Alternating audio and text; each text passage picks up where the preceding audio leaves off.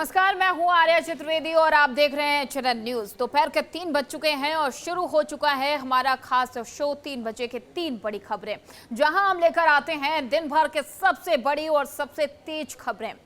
पहली बड़ी खबर में हम बात करेंगे संसद के मानसून सत्र की, जिसका आज 9वां दिन है, जहां सदन की कार्यवाही शुरू होते ही हंगामा देखने को मिला। वहीं राज्यसभा में परीक्षा संशोधन बिल पेश कर दिया गया है और बिल पर चर्चा के लिए 7 घंटे का समय दिया गया। वहीं दूसरी बड़ी खबर में हम बात करेंगे बिहार, मध्य प्रदेश और गुजरात में हो रहे उपचुनाव के संग्राम की। बता दें कि देश के 3 राज्यों के 3 अहम विधानसभा सीटों पर आज यानी कि 30 जुलाई को उपचुनाव के लिए मतदान हो रहा है। इसमें बिहार के बांकीपुर, मध्य प्रदेश के दतिया और गुजरात के मांचलपुर में उपचुनाव हो रहा है। बिहार के बांकीपुर में बीजेपी, जनसुराज और आरजेडी के बीच त्रिकोणीय मुकाबला देखा जा रहा है। वहीं मध्य प्रदेश के दतिया और गुजरात के मांचलपुर में बीजेपी और कांग्रेस के बीच टक्कर है।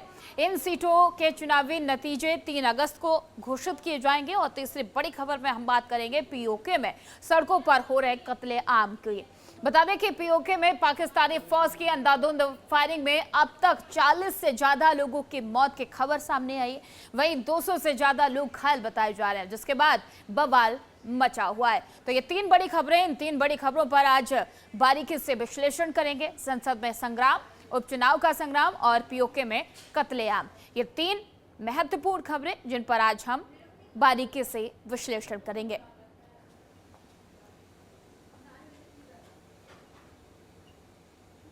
पहली खबर में संसद के मानसून सत्र के 9वें दिन भी सदन में जोरदार हंगामा जारी है। विपक्ष लगातार प्रदर्शन करते हुए नजर आ रहा है। विपक्ष सत्ता पक्ष को लेकर तमाम सवाल भी खड़े कर रहा है।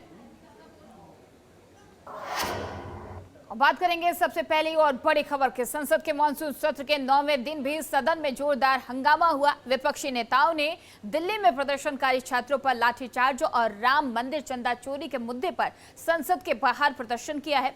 वहीं लोकसभा में विपक्षी सांसदों के नारेबाजी के चलते कार्रवाई दोपहर 2 बजे तक के लिए स्थगित कर दी गई थी। 2 बजे के बाद फिर से कार्रवाई शुरू हुई, लेकिन एक बार फिर हंगामे के बाद सदन को 3 बजे तक के लिए स्थगित करना पड़ा। और इससे पहले बुधवार को भी लोकसभा में एंटी पेपर लीक बिल को लेकर जोरदार बहस हुई। हालांकि ये बिल सदन में पास हो गया है और अब इसे राज्यसभा में पेश किया गया है। वहीं इस बीच संसद के मानसून सत्र के दौरान राज्यसभा में केंद्रीय मंत्री जितेंद्र सिंह ने एंटी पेपर लीक बिल पेश किया है। बिल पेश करते ही उन्होंने कहा कि सरकार के पेपर लीक के मामलों पर जीरो टॉलरेंस की नीति है और परीक्षा प्रणाली को पारदर्शी और निष्पक्ष बनाने के लिए यह महत्वपूर्ण कदम है। मंत्री जितेंद्र सिंह ने यह भी कहा कि पेपर लीक करने वालों को बख्शा नहीं जाएगा। नीट पेपर लीक पर चार्जशीट फाइल दाखिल हो चुकी है। मौजूदा पेपर लीक की जांच सीबीआई को सौंप दी गई है। इस दौरान उन्होंने विपक्ष के अच्छे सुझावों का भी स्वागत किया है। सरकार की कोशिश जल्द से जल्द इस बिल को दोनों सदनों में पास कराकर कानून बनाने पर है। वहीं एंटी पेपर लीक पर चर्चा के दौरान राज्यसभा में विपक्ष के नेता मल्लिकार्जुन खड़गे ने कहा कि पेपर चुराने वाले बचते रहे, मेहनत करने वाले पिटते रहे। बिल में नए प्रावधानों से कुछ नहीं होगा। नए बिल में सिर्फ आंकड़े हैं और इसके बदले से कुछ नहीं मिलने वाला है। खड़गे ने आगे कहा कि जो अब तक कर रहे हैं वो 2024 में क्यों नहीं किया क्या, और इसके साथ ही उन्होंने ये भी कहा कि क्यों आपको क्यों आपको राजनीति करनी थी। सरकार ने विपक्ष की बात नहीं सुनी। 2024 में आप जल्दबाजी में कानून लाए। सरकार की नीति में सुधार की जरूरत है। खड़गे ने कहा कि पेपर लीक से मासूमों का नुकसान हुआ। इतनी गड़बड़ी के बाद गृह मंत्री चुप क्यों है? सदन में बोलते हुए खड़गे ने कहा कि प्रधानमंत्री को हटना पड़ेगा। और वहीं इस बीच सपा सांसद डिंपल यादव ने भी छात्रों के आंदोलन को लेकर और किसानों को लेकर सरकार पर हमला बोला। तो एंटी पेपर लीक को लेकर विपक्ष लगातार सत्ता पक्ष पे हमलावर है। हालांकि लोकसभा में ये बिल पास हो गया है, लेकिन राज्यसभा में इस पर चर्चा जारी है। तो स्टूडेंट्स को जस्टिस चाहिए, क्योंकि जिस तरह अभी भी धरपकड़ हो रही है, जो लोगों ने आंदोलन में पार्ट लिया है, कुछ चिन्हित करके लोगों को धरपकड़ क्यों कर रही है आखिर सरकार? जब आप अब बात कह चुके हो तो अपनी बात पे वापस कैसे जा सकते हैं? तो आप तो देश के बच्चों के साथ धोखा कर रहे हैं। आपने लगातार किसानों के साथ धोखा किया, आपने नौकरियों के नाम पर युवाओं के साथ धोखा किया। अब आप देश के जो छात्र हैं और युवा हैं उनका फिर धोखा कर रहे हैं। तो ये भाई कहाँ का ये राम राज्य स्थापित करने की कोशिश करी है आपने? राम के साथ, भगवान राम के साथ भी धोखा किया, उनका चंदा चोरी करवा कर। तो ये दर्शाता है कि भारतीय जनता पार्टी की जो मानसिकता है वो किस तरह की है।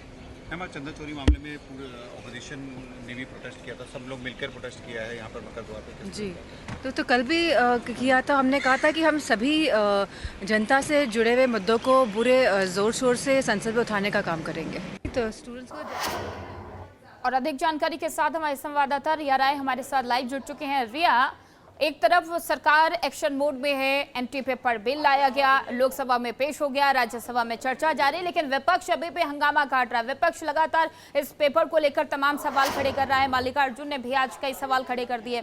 रिया। जी बिल्कुल, देखिए जिस तरह से पेपर लीक मामले को लेकर जो बिल लाने की बात कही जा रही है, हालांकि वो लोकसभा में पास हो चुका है और आज जिस तरह से राज्यसभा में लगातार उस पर चर्चा जारी है और जैसे कि आपने कहा कि अभी इसमें कांग्रेस के जो अध्यक्ष है मल्लिकार्जुन खड़गे वो अपनी बातों को रख रहे हैं और साथ ही साथ में जो सरकार है उसका घेराव करने का भी काम कर रहे हैं, क्योंकि दरअसल उनका सवाल सीधा सीधा ये है क्योंकि इससे पहले भी इस तरीके के जो कानून है, कठोर कानून है शिक्षा को लेकर, वो कहीं ना कहीं पर बनाए गए थे 2024 की अगर हम बात करें, लेकिन उस पर सीधे तौर पर ये कहना है कि वो जो सभी कानून थे उससे भी जो पेपर लीक जो करते हैं वे बिल्कुल भी डरे नहीं और यही वजह है कि आज तक जो पेपर है वो लीक होते रहते हैं। तो ऐसे में अगर सरकार किसी तरीके का संशोधन बिल इसमें लेकर आती है या कोई प्रावधान लेकर आती है तो उससे कोई खास असर नहीं होगा, क्योंकि पहले जो सजा 1 साल के करीबन थी अब वो 10 साल तक कर दी गई है और इसमें जो जुर्माना राशि है उसको बढ़ा दिया गया है। लेकिन कहीं ना कहीं पर जो पेपर लीक करते हैं उसमें डर का माहौल क्यों नहीं बन पा रहा है? सरकार से ये भी सवाल जो है वो विपक्ष लगातार कर रहा है और इसके साथ साथ में ये भी कहा जा रहा है कि जो प्रधानमंत्री नरेंद्र मोदी हैं उन्होंने हाल ही में आपने देखा कि रील बनाकर यानी कि छात्रों से अपनी बात को कहा, लेकिन वो छात्रों के साथ संवाद करने के लिए नहीं पहुंचे क्योंकि छात्र लगातार ये चाह रहे थे कि उनसे बातचीत की जाए, लेकिन बातचीत नहीं हुई और यही वजह रही कि 20 तारीख को जब संसद का घेराव करने के लिए तमाम जो छात्र आगे बढ़ रहे थे उनके साथ काफी बर्बरता की जो तस्वीरें हैं वो भी सामने आई। तो सदन में उस पर भी सरकार क्यों नहीं बात करना चाहती है, क्योंकि विपक्ष लगातार इस बात को उठा रहा है कि जिन बच्चों को लेकर ये कहा गया था कि एफआईआर जो है वो वापस होंगी, लेकिन अभी भी चिन्हित कर जो बच्चे हैं उन्हें पकड़ा जा रहा है, उनको हिरासत में लिया जा रहा है। तो ऐसे में जब पीएम नरेंद्र मोदी के माध्यम से और खुद ब खुद जो सरकार है उनके माध्यम से जब ये आश्वासित कर दिया गया था कि सभी एफआईआर को वापस लिया जाएगा, तो आखिर अपनी कही हुई बातों से वो पीछे क्यों हट रहे हैं? तो सदन में इस पे भी बात होनी चाहिए। बिल्कुल रिया, लेकिन सत्ता पक्ष एक तरफ इस कानून को लाकर छात्रों को और देश के हर नागरिक को ये भरोसा दिलाने की कोशिश कर रही है कि एक कड़ा कानून आया है और इससे पेपर लीक जैसी समस्या अब खत्म होगी, लेकिन विपक्ष को अभी भी यकीन नहीं है। विपक्ष लगातार सवाल खड़े कर रहा है कि 2024 में भी आप जल्दबाजी में कानून लाए, आज उसी में संशोधन करना पड़ रहा है और विपक्ष लगातार यही कह रहा है कि रिया कि सिर्फ आंकड़े बदले हैं, सजा में आपने बढ़ोतरी कर दी, जुर्माने में बढ़ोतरी कर दी, लेकिन अभी भी जो माफिया हैं, पेपर लीक माफिया, उनमें किसी भी प्रकार का डर नहीं है, क्योंकि अलग अलग राज्यों में देखा जा रहा है तमाम ऐसे कड़े कानून हैं, कुर्की तक के आदेश हैं, उसके बाद भी पेपर लीक हो रहे हैं। जी बिल्कुल, देखिए क्योंकि विपक्ष का ये सवाल लगातार बना हुआ है इस समय राज्यसभा के अंदर और जो खड़गे हैं अध्यक्ष है कांग्रेस से, वो भी साफ तौर पर ये कह रहे हैं कि सिर्फ जो चर्चा है या फिर किसी भी तरीके का प्रावधान लाकर पेपर लीक जैसे मामलों को रोका नहीं जा सकता है। तो ऐसे में सरकार इस तरीके के नियमों को बनाकर ये साबित नहीं कर सकती है कि आगे आने वाले समय में पेपर लीक नहीं होगा या फिर जो छात्र हैं उनके भविष्य के साथ खिलवाड़ नहीं होगा। तो कहीं ना कहीं पर कुल मिलाकर ये कहा जा सकता है, क्योंकि जो लोकसभा में जब बिल पास हुआ तो उस समय भी कई घंटों की बहस छिड़ी और पूरे 7 घंटे बाद जो बिल है वो पास किया गया। उसमें सीधे तौर पर ये कहा जा रहा है कि अगर जो बिल में जुर्माने की राशि बढ़ाई गई है और उसी के साथ साथ में कि एक मजबूत जो समिति है उसका भी गठन किया गया है और सरकार इसका खुद अपने आप में नेतृत्व कर रही है, तो कहीं ना कहीं पर विश्वास बताना चाहिए और विपक्ष के पास जो है इसमें कोई मुद्दा नहीं है, इस वजह से इस तरीके का हंगामा किया जा रहा है। लेकिन छात्रों के साथ और छात्रों से जुड़े तमाम जो बिल है उनको लाने में कहीं ना कहीं उन्हें अपना जो सहयोग है वो बनाए रखना चाहिए। लेकिन इसे ये जरूर समझा जा सकता है आर्या कि जिस तरह से राज्यसभा या फिर लोकसभा की बात करें, जिस तरह से पेपर लीक में जो प्रावधान लाने की बात की जा रही है, उससे कहीं ना कहीं पर ये समझ आता है कि दोनों ही पक्षों में छात्रों का हित कहीं ना कहीं पर जुड़ा हुआ है। लेकिन वहीं पर अगर हम विपक्ष की बात करें तो विपक्ष सिर्फ प्रावधान लाने पर ही बात नहीं करना चाहता है, बल्कि वो ये भी बात करना चाहता है कि स्पष्ट किया जाए कि अगर प्रावधान लाया जाता है तो जो भी पेपर लीक होते हैं वो आगे चलकर नहीं होंगे। बिल्कुल रिया, और जिन्होंने भी पूरा आंदोलन विपक्ष में हिस्सा बिल्कुल लिया रिया, उन पूरा बच्चों विपक्ष पर इस पर FIR लामबंद नहीं नजर आ रहा है। सदन के बाहर प्रदर्शन किए जा रहे, बड़े बड़े पैलेट बोर्ड लेकर खड़े हुए हैं विपक्ष, और लगातार गृह मंत्री अमित शाह के सदन में ना पहुंचने को लेकर, उनके चुप्पी को लेकर सवाल खड़े कर रहा है, क्योंकि छात्रों का जो प्रदर्शन हुआ उसमें लाठीचार्ज, पैलेट गन जो चलाई गई उसको लेकर विपक्ष लगातार हंगामे कर रहा है। सदन में लोकसभा चल नहीं पा रही है, राज्यसभा में भी सवाल उठाए जा रहे हैं। तो अब विपक्ष एक साथ एक लामबंद नजर आ रहा है, विपक्ष एकजुटता दिखाई दे रही है रिया, कि कैसे सत्ता पक्ष को घेरना है। जी बिल्कुल, देखिए ये कोशिश इस वजह से हो रही है और हम इस वजह से ये तस्वीरें देख रहे हैं, क्योंकि अगर अमित शाह की बात करें, गृह मंत्री के चुप्पी की बात करें, तो विपक्ष लगातार चर्चा करना चाहता है सदन में, जो कि 20 तारीख के दिन हुआ, या छात्रों के साथ जिस तरीके से प्रशासन ने व्यवहार किया और अलग अलग राज्यों से अलग अलग तरीके की तस्वीरें सामने आई, वो कहीं ना कहीं पर क्रूर तस्वीरें थी। इस तरीके का जो वाक्यांश है वो विपक्ष के तौर से कहना है, और उनका ये भी कहना है, क्योंकि अभी हमने देखा कि जेपी नड्डा के माध्यम से एक बयान भी दिया गया जिसमें वो ये साफ कहते हुए नजर आ रहे हैं कि कानून व्यवस्थाओं को, प्रशासन को, अपनी व्यवस्थाओं को बनाए रखने के लिए इस कदम को उठाया गया। और ये भी कहा गया कि किसी भी मंत्री के माध्यम से जो ये आप पैलेट गन की बात करें या फिर लाठीचार्ज की बात करें, उनकी तरफ से आदेश नहीं था, बल्कि वहां पर मौजूद जो मजिस्ट्रेट होते हैं या फिर जो तमाम अधिकारी होते हैं, उनकी तरफ से कानून व्यवस्थाओं को बनाए रखने के लिए इस तरीके के डिसीजन लिए जाते हैं। तो इस पर भी कहीं ना कहीं पर ये कहा जा सकता है कि गृह मंत्री को लेकर फिलहाल अभी जो सरकार है उनका ये कहना है कि आदेश वहां से नहीं थे, बल्कि व्यवस्थाओं को बनाए रखने के लिए इस तरीके के एक्शन लिए गए थे। तो उस पर भी विपक्ष ये जवाब चाहता है कि आखिर क्या पहले कभी, जब से हम देख रहे हैं कोई भी आंदोलन हो या कोई भी प्रदर्शन हो, जब भी इस तरीके की तस्वीरें आती हैं, जब पुलिस बिल्कुल रिया, और ऐसे में विपक्ष सत्ता पक्ष को घेरने की कोशिश कर रही, लेकिन सत्ता पक्ष भी बचाव करते हुए नजर आ रहे। बहुत बहुत धन्यवाद रिया तमाम सारी जानकारी देने के लिए। दूसरी खबर की बात करेंगे, जहां पर आज 3 राज्यों के 3 विधानसभा सीटों पर उपचुनाव हो रहे हैं। जिन सीटों पर उपचुनाव हो रहे हैं इनमें बिहार का बांकीपुर, मध्य प्रदेश का दतिया और गुजरात का मांचलपुर शामिल है। इन सीटों पर उपचुनाव कराए जा रहे हैं। वहीं उपचुनाव को लेकर मतदाताओं में भी जोश देखने को मिला है। आपको बता दें कि 3 अगस्त को तीनों सीटों पर हो रहे उपचुनाव के नतीजे घोषित किए जाएंगे और इन तीनों जगहों पर असमय सीट खाली होने के कारण ये उपचुनाव कराए जा रहे हैं। अगर बात करें बिहार की, तो बांकीपुर सीट पिछले विधायक नितिन नवीन के इस्तीफे के कारण खाली हुई थी, जिस कारण यहां उपचुनाव कराए जा रहे हैं। वहीं अगर बात करें मध्य प्रदेश के दतिया सीट पर हो रहे उपचुनाव की, तो उपचुनाव होने की वजह यहां के पिछले विधायक की विधानसभा सदस्यता समाप्त होना है। जबकि गुजरात के मांझलपुर सीट पर उपचुनाव की वजह वरिष्ठ बीजेपी विधायक और पूर्व मंत्री योगेश पटेल का निधन है। आपको बता दें कि बांकीपुर की तो यहां बीजेपी से नीरज कुमार सिन्हा, जिन्हें जनसुराज के प्रशांत किशोर कड़ी टक्कर देते हुए नजर आ रहे हैं, और आरजेडी ने रेखा गुप्ता को चुनावी मैदान में उतारा है। वहीं बात करें दतिया की, तो यहां पर भाजपा के आशुतोष तिवारी और कांग्रेस के घनश्याम सिंह के बीच कांटे की टक्कर देखी जा रही है। बता दें कि मांझलपुर की तो यहां सीट पर भाजपा ने सतीश पटेल को चुनावी मैदान में उतारा है और कांग्रेस ने भीखा भाई रवानी को टिकट दिया है। अब बात करें मतदान की, तो दोपहर 1 बजे तक दतिया में अब तक 50% से ज्यादा मतदान हुए हैं। वहीं बांकीपुर में मतदान बहुत धीमा दिखाई दिया, जहां अभी तक सिर्फ 20% ही वोटिंग होने की जानकारी है। अब बात करें मांझलपुर सीट की, तो यहां पर दोपहर 1 बजे के आंकड़े के अनुसार 21.66% वोटिंग हुई है। तीनों सीटों पर अभी मतदान जारी है। वहीं बांकीपुर विधानसभा चुनाव के लिए जारी मतदान के बीच राजनीतिक तनाव भी देखने को मिला है। आपको बताते चले कि किदवईपुरी स्थित मतदान केंद्रों के बाहर बीजेपी और जनसुराज के कार्यकर्ताओं के बीच झड़प भी हुई है। वहीं प्रशांत किशोर का भी इस बीच मतदान को लेकर बड़ा बयान भी सामने आया। दरअसल जनसुराज के संस्थापक प्रशांत किशोर ने बीजेपी पर जमकर हमला बोला। क्या कुछ कहा, चलिए सुनवाते हैं।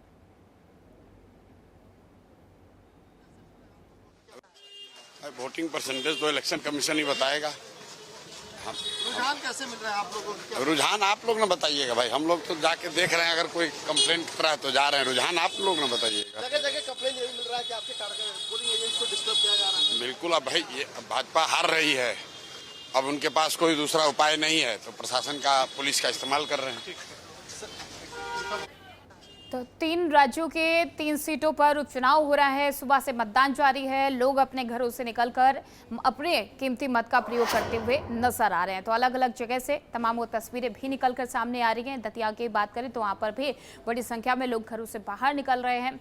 और ये तस्वीरें भी आप देखिए, गुजरात से ये सीधा तस्वीरें आपको दिखा रहे हैं जहां पर लोग घरों से बाहर निकल रहे हैं, अपने कीमती मत का प्रयोग करते हुए नजर आ रहे हैं। और सुबह से ये बिहार के कुछ जगह की तस्वीरें हैं जहां पर आप देख सकते हैं कि बूथ जो है, पोलिंग बूथ, वो थोड़ा खाली पड़े हुए हैं। लोगों में उतना उत्साह देखने को नहीं मिल रहा है। इक्का दुक्का लोग अपने घरों से बाहर निकल रहे हैं और अपने कीमती मत का प्रयोग करते हुए नजर आ रहे हैं। और इसीलिए बांकीपुर में अभी तक जो वोटिंग परसेंटेज है 50% बताया जा रहा है। तो अलग अलग जगह 3 राज्यों के 3 सीटें हैं।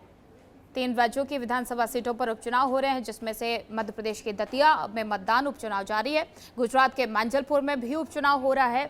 और बांकीपुर सीट पिछले विधायक के इस्तीफे के कारण खाली हुई थी, यहाँ पर भी उपचुनाव हो रहा है। बांकीपुर में बीजेपी, जनसुराज और आरजेडी तीनों के बीच में टक्कर देखी जा रही है। और दतिया की अगर बात करें तो बीजेपी और कांग्रेस के बीच में बड़ी टक्कर है। पूर्व मंत्री योगेश पटेल के निधन के कारण मांजलपुर में उपचुनाव हो रहा है। मांजलपुर में बीजेपी और कांग्रेस के बीच टक्कर देखी जा रही है। और इन तीनों सीटों की बात करें तो 3 अगस्त को नतीजे आएंगे।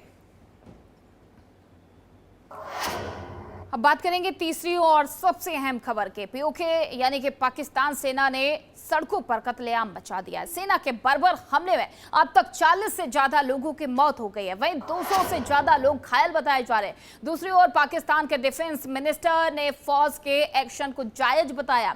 आपको बता दें कि पाकिस्तान के कब्जे वाले कश्मीर यानी कि पीओके में शहबाज शरीफ और आसिम मुनीर के खिलाफ लगातार प्रदर्शन जारी है। इस प्रदर्शन के बीच पाकिस्तानी फौज ने निहत्थे लोगों पर फायरिंग की है और 40 से ज्यादा लोगों को मौत के घाट उतार दिया। वही सेना इस बर्बर कार्रवाई में सैकड़ों लोग घायल बताए जा रहे हैं। इतना ही नहीं, कहा तो यह भी जा रहा है कि सेना ने बहुत सी लाशों को गायब भी कर दिया।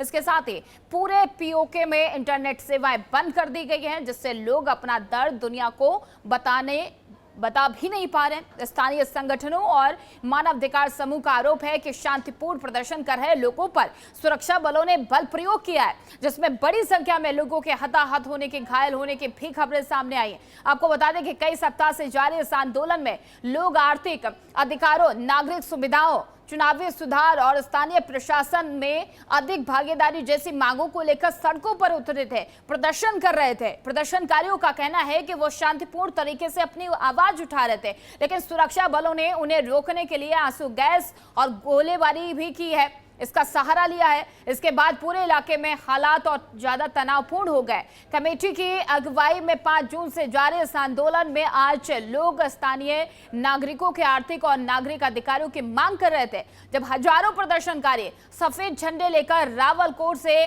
मुजफ्फराबाद की ओर बढ़ रहे थे, तो पाकिस्तानी सुरक्षा बलों ने उन पर सीधे गोलियां और आंसू गैस के गोले बरसाए हैं। रावलकोट के मुख्य सरकारी अस्पताल को सुरक्षा बलों ने अपने कब्जे में ले लिया है। इससे घायलों को इलाज भी नहीं मिल पा रहा है और इस हिंसा के बाद पीओके के कई इलाके सुलग उठे हैं और मामला अब संयुक्त राष्ट्र के दरबार में भी पहुंच गया है। दरअसल घटना के बाद मानवीय संकट गहरा हो गया। Jammu Kashmir human rights organisation ने संयुक्त राष्ट्र उपायुक्त वोल्कर तुर्क को ज्ञापन सौंपकर हिंसा पर तत्काल रोक की मांग भी की है। ज्ञापन में मांग की गई है कि निहत्थे नागरिकों पर सीधी गोलीबारी तुरंत रोकी जाए।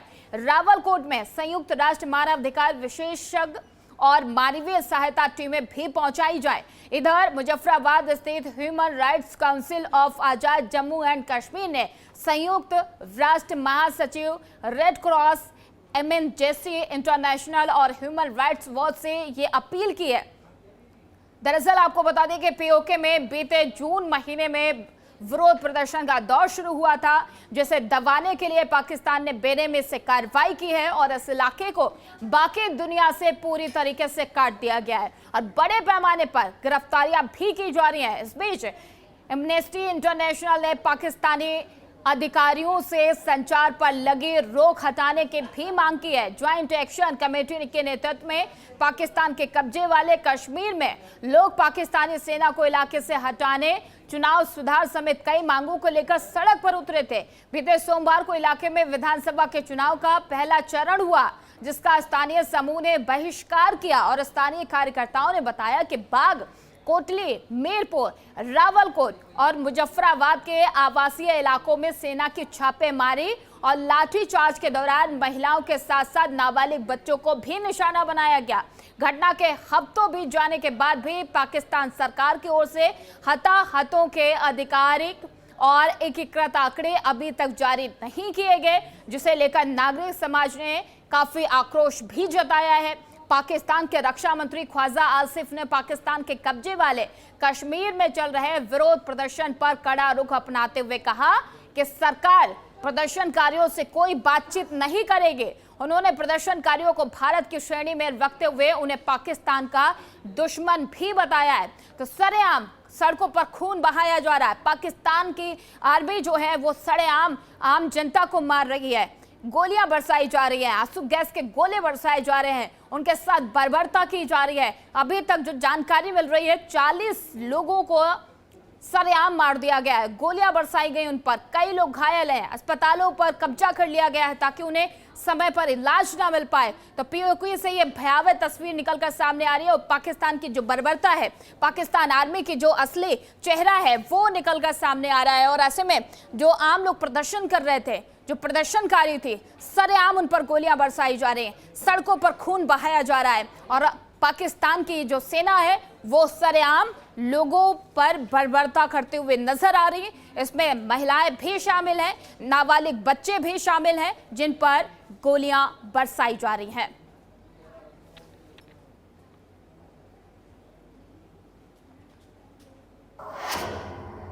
फिलहाल 3 बजे की 3 बड़ी खबरों में इतना ही। खबरों का सिलसिला आगे भी जारी रहेगा। देखते रहिए चैनल न्यूज़।